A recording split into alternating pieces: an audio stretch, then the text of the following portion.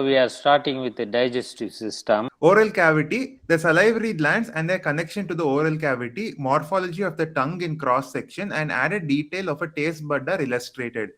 First figure, from the top, they have labeled epiglottis, palatine tonsil, lingual tonsil, circumvallate papillae, fungiform papillae, median sulcus, and filiform papillae. Just know the tonsil and tongue. Yes, sir. Next, they have labeled stratified squamous epithelium, circumvallate papillae, fungiform papillae, filiform papillae, taste buds, serous glands, connective tissue, and intrinsic muscle. And in further magnification, they have labeled stratified squamous epithelium, taste bud, neuroepithelial or taste cell, sustentacular cell, microvilli, and taste pore. So the main thing you have to remember is just beneath the mucosa, the muscle layer will be there. No submucosa in the tongue. There are few organs in our body that doesn't have submucosa. Tongue, Yes, gallbladder, ureter, fallopian tube, urethra, just to note down. yes, These sir. 5 I right now remember. Maybe some other things also that doesn't have submucosa. Lip longitudinal section, stain H and D, low magnification. Hmm. From the left, there is transition zone, sebaceous glands, arrector pili muscle, hair follicles, orbicularis oris, blood vessels which show artery and vein, adipose cells, oral epithelium, mucus secreting labial cells. Next, desquamating surface cells, epidermis, sebaceous glands, once again arrector pili muscle, dermis, hair follicle, sweat gland, orbicularis oris, and mucus secreting labial gland, sir. The above is on the see lip. There are like two parts, isn't it? One is covered with the skin, and in males it is covered with mush, and the below is the membranous part. This is skin part. This is mucosa part. That's why you see the adnexal structures in the skin part. Whereas in the mucosal side, you have minor secretory glands, and in between is the orbicularis oris muscle. That orbicularis oris, is it a smooth muscle or skeletal muscle? What do you think that?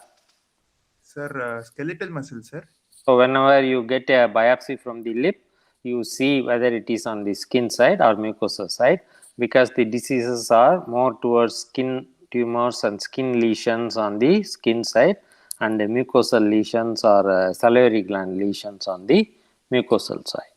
Figure 11.2, anterior region of the tongue, longitudinal section, stain H&E, low magnification, fungiform papillae, filiform papillae, skeletal muscle, blood vessels, artery and vein, mucosa with epithelium and lamina propria.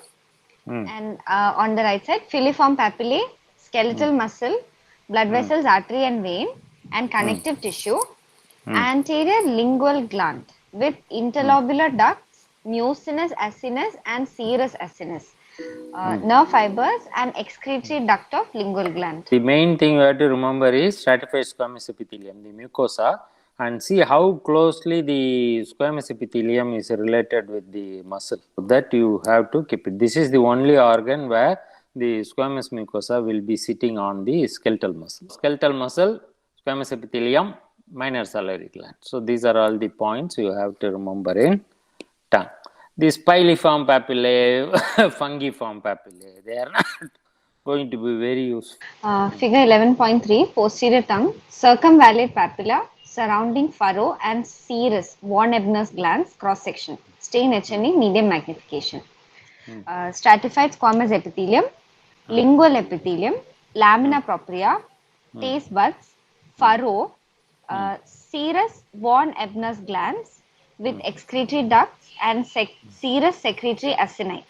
Then we have secondary papillae, blood vessels, taste buds, furrow, same von Ebner's glands, that is serous glands with their excretory ducts and serous secretory acini, and skeletal muscles, longitudinal and transverse sections. Figure 11.6, mucosal ridges towards the right, mucosal ridges, diffuse lymphatic tissue, posterior tongue, posterior to circumvallate papillae and near lingual tonsil, within brackets, longitudinal section, stain, hematoxylin and eosin, low magnification. There's mucosal ridges, diffuse lymphatic tissue, nerve fibers, adipose tissue, skeletal muscle fibers, both transverse and longitudinal sections. Towards the left, stratified squamous epithelium, lamina propria of mucosal fold, artery, vein, excretory rugs of posterior lingual glands, and mucus acini of the posterior lingual glands.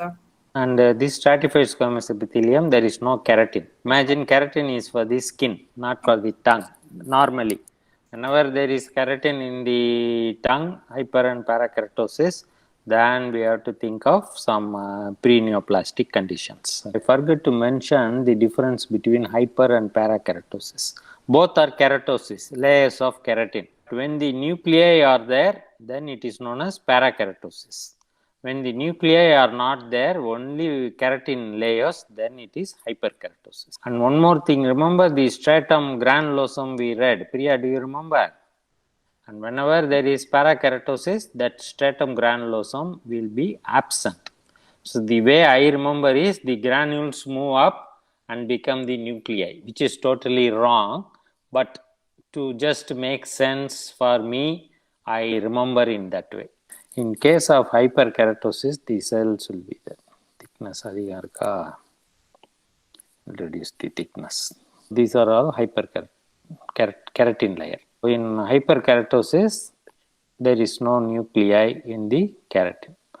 And imagine these are all hyperkeratosis. And when you start seeing the nuclei in them, then this will become parakeratosis.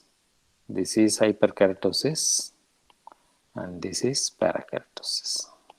Lingual tonsil, transverse section, stained hematoxylin and eosin, low magnification, lined by stratified squamous epithelium with tonsillar crypts, lymphatic nodules with germinal centers, lymphatic infiltration, lamina propria, excretory ducts, adipose tissue. Towards the left, the same tonsillar crypts, lymphatic nodules with germinal centers, lymphatic infiltration. Here we have mucus acini of the posterior lingual glands and skeletal muscles. Figure 11.2, salivary glands, the different types of acini, serous, mucinous, and serous demilunes, demilunes. Different duct types, intercalated, striated, and interlobular. And myoepithelial cells of the salivary glands are illustrated. In the picture, we are seeing an interlobular excretory duct, myoepithelial cells, connective tissues, striated duct, intercalated duct are seen. And in serous acini, we are seeing serous cell, serous demilunes, and mucinous cells are seen, sir. Throughout the salivary gland, there are two types of cells. Okay, this is two layers of cells, and you can see very nicely here. One is rose color, other one is yellow color, isn't it? The rose color is the secretory epithelium, and the yellow color is the myoepithelial cells which are surrounding this. Okay, even though they put connective tissue, imagine these are myoepithelial cells. That's why the color is there. And this, why do they call myoepithelium? They have the property of the muscle and they have the property of the epithelium. That's why it is myoepithelial cells.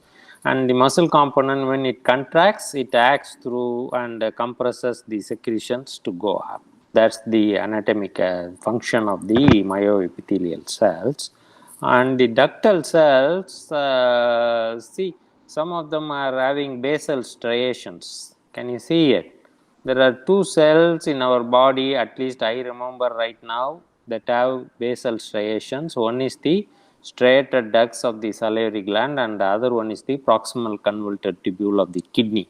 And in between the acini and the striated duct is the intercalated duct. The meaning for intercalated is in between. So that's lined by cuboidal cells, again surrounded by myoepithelial cells. The things in the anatomically, the functional unit of the salivary gland, it's acini and then ducts. In the ducts, the first one is intercalated ducts and then striated ducts and then major excretory ducts. That's the way they will flow. And I told you serous cells will have lot of granules. basophilic granules, zymogen granules. That is the serous, whereas acini will look like tall columnar. The mucinous cells are tall columnar cells with a lot of mucin in them. And in some mucinous glands, there is a semi-lunar serous cells there. And that's why it is known as serous demilunes. On the part of the moon, there are major three salivary glands: parotid, submandibular and sublingual. Parotid is a serous gland, sublingual is a mucinous gland, submandibular is a mixed serous and mucinous gland, and there are a lot of other minor salivary glands. Why you have to remember? Some tumors are very common in the major salivary gland, some tumors are very common in the minor salivary gland. That you have to remember. Sir, 11.13, parotid salivary gland, stain hematoxin and eosin, upper medium magnification, and in lower you are seeing higher magnification. At medium magnification you are seeing venules, interlobular excretory duct, adipose cells, interlobular excretory duct, serous acini, interlobular connective tissue septa, and serous acini, arteriole, intercalated ducts, striated ducts, intercalated duct, and interlobular excretory duct. On a higher magnification, we are seeing myoepithelial cells. That is a serous acini. Serous acini. And then second is intercalated ducts, third one is striated duct, and fourth one is interlobular excretory duct. Okay, the ducts, depending upon the position, they get the number. The closest to the acini is intercalated duct. Next is striated duct. After that, intralobular excretory duct, then interlobular. Intra is within. As you see in this picture, this is within acini. And remember the functional unit of the salivary gland, they are like a zigzag puzzle again.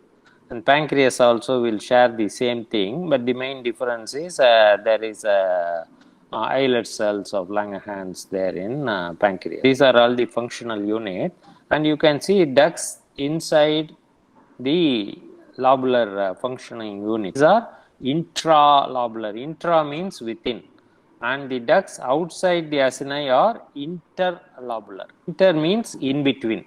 This is very and breast also you may see the intralobular and interlobular. That is very, very important to remember. And intralobular, it can be intercalated, striated. And as I told you, in striated, if you enlarge it more, you can see the basal striations there. Super. So please remember this in pancreas as well as in breast in relation to salivary gland. Submandibular salivary gland, stain hematoxylin and eosin. Upper medium magnification, lower high magnification. Arteriole, venule, interlobular connective tissue septa, striated ducts, mucus acini, serous acini, serous demilune, myoepithelial cells, adipose cells, serous demilune, mucus acinus, intercalated duct, mucus acinus, intercalated duct, striated duct, interlobular excretory ducts, intercalated duct, and the below the basal striations are also seen. And under high magnification, the lower image, there is serous acinus with myoepithelial cells, mucus acinus with myoepithelial cells, intercalated duct, striated duct. And if you see this here, they have anatomically they have put very nicely. Concentrate on this portion. Number 1, acinus. Number 2, intercalated duct. Number 3, striated duct. Can you all follow that? I will erase it now, so you can follow that now. Can you see that communication chain of order? Can you see that, Veda? So it is acinus, intercalated duct, striated duct. And in the acinus, they can be pure mucinous, or it can be pure mucinous like this. It can be mucinous and acinus, and whenever they called it demilunes, it is mucinous and acinus here. And if you see it in high power, you can see the crescent-shaped outer acinar cells. Can you see them, Veda? Now you understand? Yes, sir. So these things you just now pay attention. Even without history, it's a submandibular gland. we can identify whether it is submandibular, parotid, or sublingual gland. Submandibular gland is a what type of gland, Veda? Mixed gland. What do you mean by mixed? It has both the mucus and serous. Sublingual salivary gland, stain, hematoxin and urine. Upper shows a medium magnification and lower image shows a higher magnification. Super. First is a serous ganglion and intercalated duct, arteriole, interlobular connectivity septal, venule, interlobular excretory duct, and a myoepithelial and Super. intralobular excretory duct, mucinous acini, adipose tissue, serous acini, interlobular excretory duct, serous ganglion, and higher magnification image shows mucus acini with serous ganglion, intercalated duct, and interlobular excretory duct. Yeah, I told you sublingual is predominantly mucinous. There may be some minor component, but it's predominantly mucinous. If you see the mucinous type of glands more. Okay, serous are less. Whereas in parotid, this will be predominant. In submandibular, it will be 50-50. Here it is more like mucinous glands are more like 80% and serous is 20%. Serous salivary gland, parotid gland, H&E stain, 165 times magnification. On the left, they have shown serous acini, then intercalated duct and striated duct. Super. In the next image, they have shown mixed salivary gland, sublingual gland, stain H&E, 165 times magnification, mucus, mucinous acini, serous acini, serous nemilunes, intercalated duct and striated duct, sir. Now we are moving down through esophagus. Overview figure 12. Detailed illustration comparing the structural difference of the 4 layers, mucosa, submucosa, muscularis externa, and adventitia of the serosa in the wall of esophagus and stomach, sir. Esophagus, first picture, sir, stratified squamous epithelium. First picture, the esophagus, lined by stratified squamous epithelium. Then we have in the left side, lamina propria, muscularis mucosa, blood vessel, submucosal gland with the and mesenteric plexus within. In the lower bottom, skeletal muscle and smooth muscles are seen. And the main important thing I want all of you to remember is the submucosa. See, the major blood vessels are in the submucosa. That's why the tumor, the definition, the tumor cells has to penetrate through the muscularis mucosa to come to the submucosa to call it as cancer. Okay, by definition, if the tumor cells are seen beneath the basement membrane, it is cancer, isn't it? But in the GI tract, it is different. Okay, this is the basement membrane. Even if they come into lamina propria, it is not cancer. I told you in US, they call it as still high-grade dysplasia or carcinoma in situ. Whereas in other Western countries, they may call it as intramucosal carcinoma. To call it as carcinoma, they have to penetrate the muscularis mucosa. I told you there are 2 layers of muscle, isn't it? So I won't be repeating them again because it will be the same until rectum. There are 2 layers, and in between the 2 layers are the mesenteric plexus. Inner circular layer, outer longitudinal layer, and this is the mesenteric plexus where you see ganglion cells and neural plexuses. Why it is called adventitia here and it is called serosa here? Mediha, do you have any idea why it is called serosa in the lower picture and adventitia in the upper picture? Because there is no mesothelial cells lining the esophagus. Super. The lower 1/3 of the esophagus is not covered by the mesothelium. Is it good or bad, ma? Meryl, what is your understanding? It's bad, sir. Why? Because when there is no mesothelial cell, there is easy spread of malignancy, sir, to the surrounding structures. Next is stomach, sir. Left side, surface mucus No, cell. before going to that, read the grass, the parts of the stomach. That is very important. First is cardia, next fundus, body, next pylorus, sir. Okay, so there are how many parts in the stomach? 4 parts, sir. Super. Cardia, fundus, body, pylorus. Body and fundus you can see. They are having same type of epithelium, whereas cardia and pylorus, they will have different type of epithelium. First we have gastric pit, which is mucosa, then muscular mucosa, submucosa, muscular is externa, and then is serosal layer. We have surface mucus cell, mucus neck cell, parietal cell, heat cell, endocrine cell, next the laminar propria, blood vessels, then we have oblique muscle layer, circular muscle layer, longitudinal muscle layer. We have connective tissue and visceral peritoneum. There are a few things you have to remember. This is from the body. Body and fundus will have different types of epithelial cells. There will be mucous neck cells, parietal cell, chief cell, and endocrine cell. But endocrine cell will be there in cardia and pylorus also. But the parietal cells are very, very important, and it's a hallmark of body and fundus. And you all remember what is the role of parietal cell? It will secrete HCl and intrinsic factors, sir. And another thing, I told you there are only inner circular and outer longitudinal, but stomach is having 3 layers, okay? Oblique muscle, circular and longitudinal. Why do we need 3 in stomach? For mixing food and... Small intestine, colon, they don't have to mix the food, whereas stomach has to mix the food. And esophagus is just like a transit, no 3 layers, whereas in stomach, it's the main area where everything, it's like a mixture in our body. So that's why there are 3 layers in the thing. 12.1, wall of upper esophagus, transverse section, stain HNE, low magnification. Mucosa, stratified squamous epithelium. Mucosa consisting of stratified squamous epithelium, then lamina propria, then muscularis mucosae. So all of you should remember. Okay, Meryl, these are 3 parts of the mucosa itself. To summarize, the wall is having 4 parts: mucosa, submucosa, muscularis propria, and serosa. The mucosa itself having lining epithelium, lamina propria, and muscularis mucosa. Super. Padima. Yes, sir.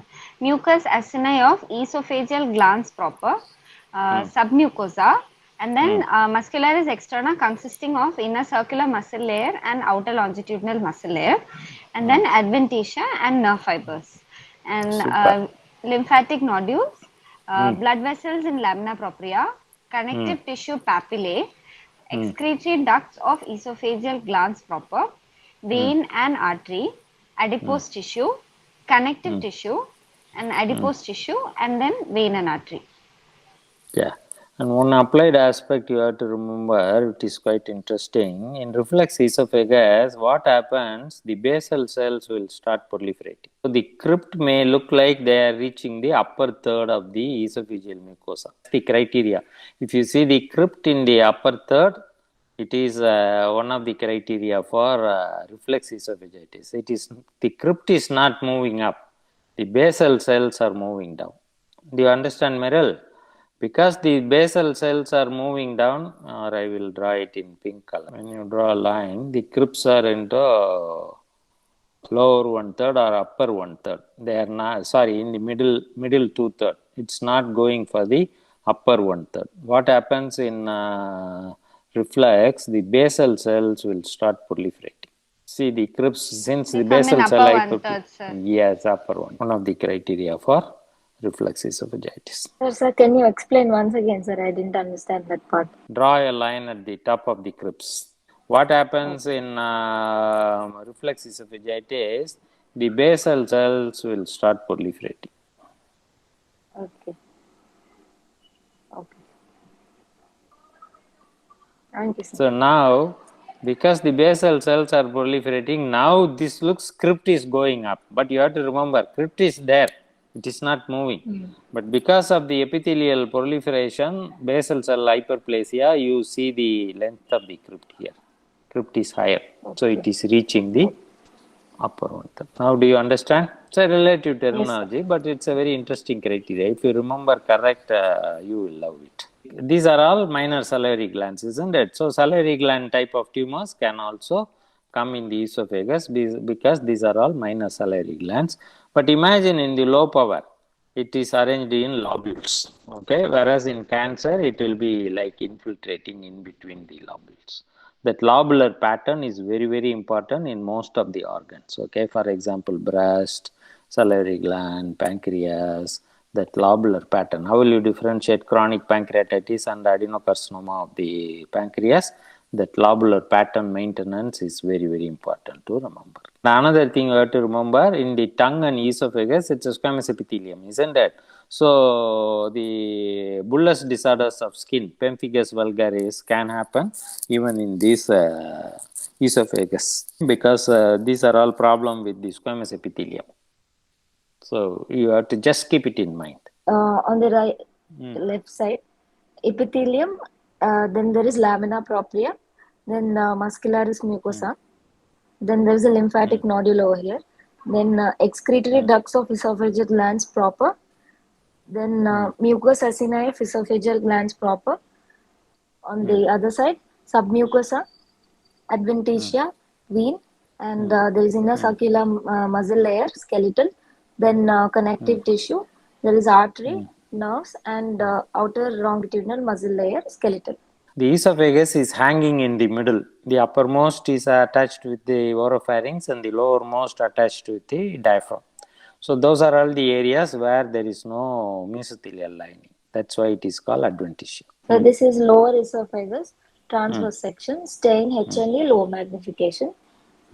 First, in mucosa, there is epithelium, then lamina propria, then muscularis mucosa, then there is connective tissue, then there is a lymphatic nodule, excretory ducts of esophageal glands proper, and esophageal glands proper. On the other side, submucosa, adipose tissue, this serosa covered by mesothelium, vein and artery, then muscularis externa comprising inner circular muscle layer and outer longitudinal muscle layer, smooth muscles. Yes. The idea of normal histology is very, very important. For example, here you can see the mucosal folds. Okay, in the skin we call rete-ridges, but here these are all mucosal folds. And if you don't see the mucosal folds, if you see only the epithelium, you have to remember atrophic, a flat. So in systemic sclerosis, you will get this pattern where the mucosal folds are lost. Whatever we are reading in histology, please keep it in mind. The normal preservation is very, very important, and whenever there is a deviating from normal, there is some disease. Then we will see what is the disease. We got 12.4, upper esophagus, mucosa and submucosa, longitudinal view, under medium magnification with hematoxylin and eosin staining. On top, we can see a connective tissue papillae. Beneath it is a lymphatic nodule. We can see submucosa, mucous acini of esophageal glands proper, nerve, adipose tissue, epithelium, lamina propria, muscularis mucosa in the longitudinal section. Next is the submucosa. We can find excretory ducts of esophageal glands proper, vein and artery, inner circular muscle layer, transverse section, sir. When do you call carcinoma? What is the criteria you follow? When it penetrates the muscularis mucosa, so that is into the submucosa, sir. Super.